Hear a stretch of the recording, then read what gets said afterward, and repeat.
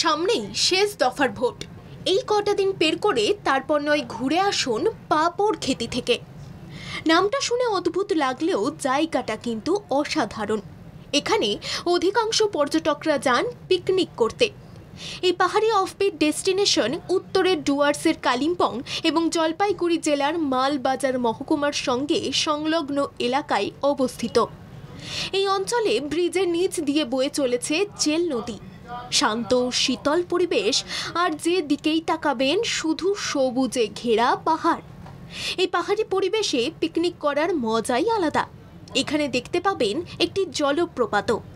খাড়া পাহাড়ের ধাপ বেয়ে পড়ছে এই জলপ্রপাত।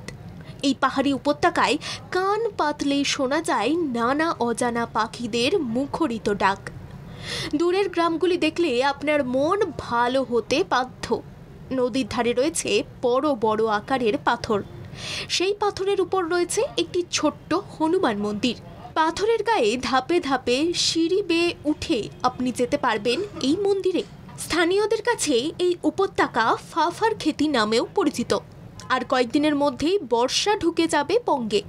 বর্ষায় পাপার খেতি হয়ে ওঠে আরও সুন্দর। কোনো যান্ত্রিকতা নেই এখানে।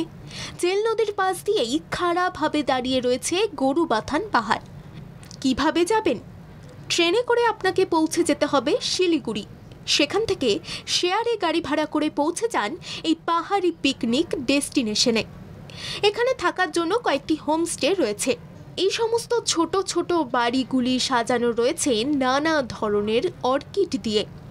শেষ দফার ভোট শেষ হওয়ার পরেই 2 থেকে 3 দিনের জন্য ঘুরে আসুন এই পাহাড়ি গন্তব্যে।